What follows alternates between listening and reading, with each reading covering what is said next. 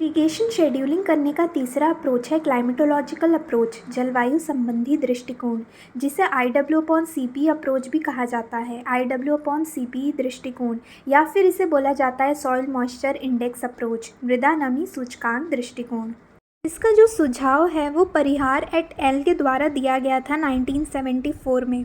इसमें irrigation scheduling, जो सिंचाई का जो समय निर्धारण किया जाता है, वो IW/CP रेशियो के आधार पर किया जाता है, जहाँ IW होता है डेप्थ ऑफ इरिगेशन वाटर और CPE होता है cumulative pan evaporation. Cumulative pan evaporation का मतलब होता है एक पैन जैसा होता है, जैसे कि आप इमेज में देख सकते हैं। इसे फील्ड में इंस्टॉल कर दिया जाता है और एक लेवल तक इसमें पानी भर दिया जाता है। तो इसमें कितना पानी का लॉस इवेपोरेशन में हो रहा है, इसे हर दिन रिकॉर्ड किया जाता है। एग्जाम्पल के लिए 7 दिन तक मैंने लगातार जो इवेपोरेशन से पानी का लॉस हो रहा है उसे मैंने रिकॉर्ड किया, तो इसी को जोड़ के ही हम क्यूमुलेटिव पैन इवेपोरेशन बोलते हैं।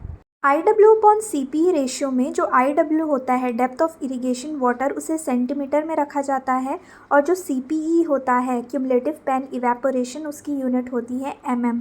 जब IW/CP रेशियो 0.5 से 1 होता है तो इवेपोरेशन के दौरान जितने पानी का लॉस हुआ है उतने पानी से ही फसल की सिंचाई की जाती है। मतलब कि IW/CP रेशियो के आधार पर ही हम डिसाइड करते हैं कि हमें इरिगेशन कब देना है और कितनी मात्रा में देना है। IW/CP में जो IW होता है डेप्थ ऑफ इरिगेशन वाटर, मतलब कितनी गहराई में सिंचाई का पानी देना है, वो जनरली 5 सेंटीमीटर रखा जाता है। तो अगर IW/CP रेशियो 1 हुआ, जहाँ पे IW जो है वो 5 सेंटीमीटर है, तो हमारा CPE कितना हो जाएगा? 5 सेंटीमीटर। इसे mm में कन्वर्ट करेंगे तो वह आ जाएगा 50 mm। मतलब जब क्यूमुलेटिव पैन इवेपोरेशन CPE जब 50 mm लेवल तक पहुँचेगा, तब हम इरिगेशन देंगे। एक एग्जाम्पल देखते हैं। If the irrigation depth is 50 mm and the ratio is 0.5, then the CPE is cumulative pan evaporation. CPE निकालने का फॉर्मूला है irrigation depth upon IW/CPE। Question में इरिगेशन डेप्थ गिवन है जो कि 50 mm, और जो रेशियो IW/CPE का वो भी गिवन है जो कि 0.5। बस इसे फॉर्मूले में पुट कर देंगे तो हमारा आंसर आ जाएगा 100 mm। मतलब कि जब CPE cumulative pan evaporation 100 mm level तक पहुंच जाएगा, तब हम क्रॉप्स की सिंचाई करेंगे 100 mm पानी से। जब IW/CP रेशियो कम आता है, मतलब लो आता है, तब क्रॉप्स में स्ट्रेस ज़्यादा होता है, मतलब हमें इरिगेशन लंबे समय तक देना पड़ता है। वहीं IW/CP रेशियो अगर हाई होता है तो फसलों में पानी का जो स्ट्रेस है वो कम होता है।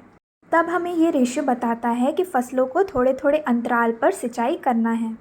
अब देखते हैं IW/CP ratios for scheduling irrigation in different crops. अलग अलग फसलों के जो IW/CP रेशियो हैं, जिसके आधार पर इरिगेशन की शेड्यूलिंग की जाती है, मतलब सिंचाई का समय निर्धारित किया जाता है, वो क्या क्या है। जैसे राइस का जो IW/CP रेशियो है वो सबसे हाईएस्ट होता है, जो कि होता है 1.2।